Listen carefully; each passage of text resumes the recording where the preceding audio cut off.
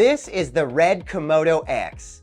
It's the first cinema camera I have ever filmed with, and I wanted to make this video to talk about my experience with it. I rented this camera for the week from lensrentals.com because I have always dreamed about owning a RED for years. I even pre-ordered the RED Raven after seeing it at NAB one year, but the wait list was backed up to almost an entire year.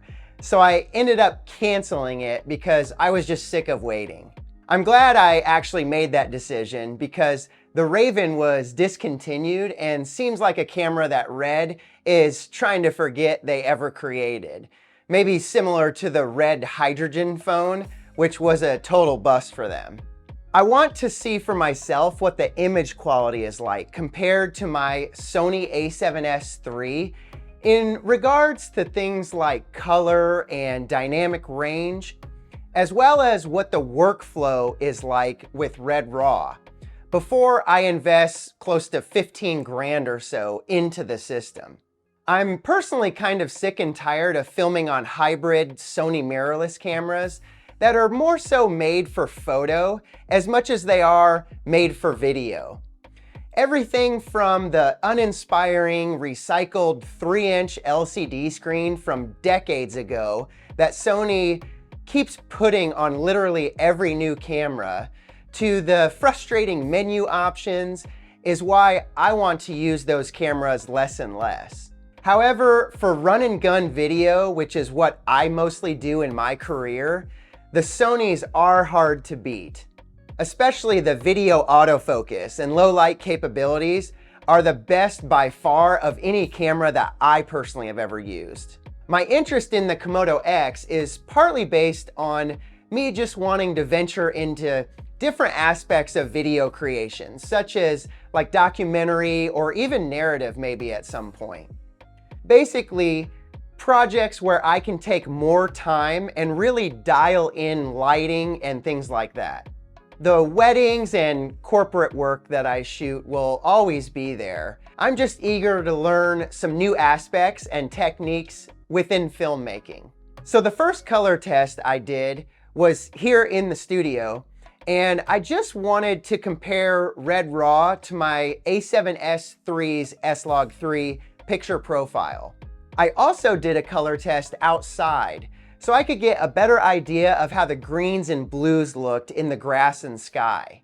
Now, I'm in Indianapolis, Indiana, so the weather's changing to fall really soon, and therefore the greens are slowly dying and turning more of a brown and orange color. So there are definitely pros and cons that I found in my first-hand experience with the RED Komodo-X. And I want to talk about those now. First, let's touch on the pros. The image quality. I'm sure you've heard it before. The 16-bit color depth with RED RAW is just gorgeous. I do want to mention something about the RED official LUTs that was really weird. I was converting at first with the Log 3G10 to Rec 709 medium contrast soft highlight roll-off LUT from RED's official website, and it just looked awful.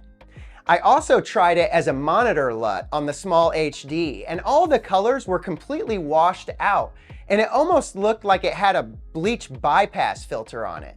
This explained to me why I do see a lot of RED footage on YouTube that looks similar to this. I think people are using RED's official LUTs like I first tried and getting that washed out color result for whatever reason. But then I tried using my trusty Cinematch plugin in Final Cut by Film Convert, which simply has you select the camera that you shot on, and then you can do a Rec 709 conversion, and boom. The colors looked much closer to what I expected. And the best thing about this program is that you can save out your own LUT from any of the color corrections that you do within it.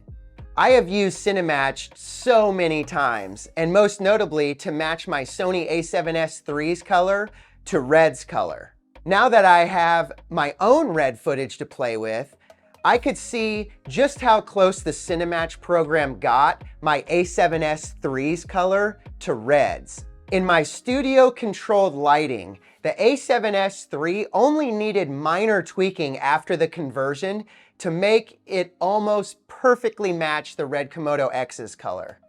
This made me question whether I really needed the RED camera, because while the footage looked better straight out of camera from the Komodo-X, with a little bit of tweaking, I could get the Sony A7S III to get really close and basically indistinguishable from the RED. Now, obviously the RED has other big advantages with shooting compressed RAW.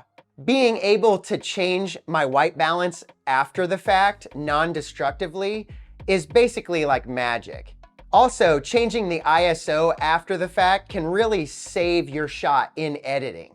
The traffic light system for judging exposure is maybe the most genius thing about RED cameras.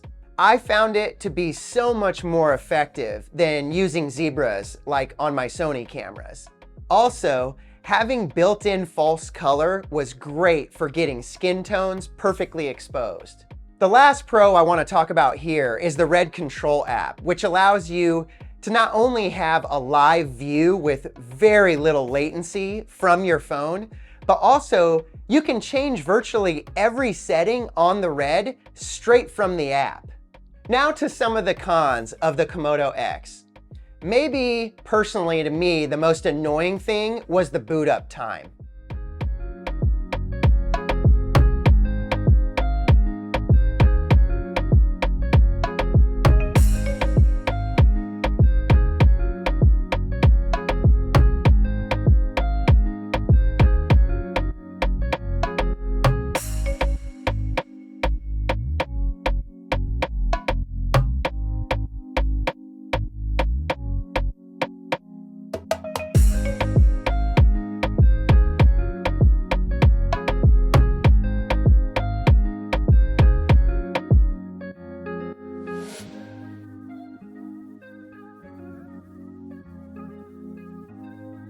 It's surprising to me that in 2023, a camera would still take this long just to turn on.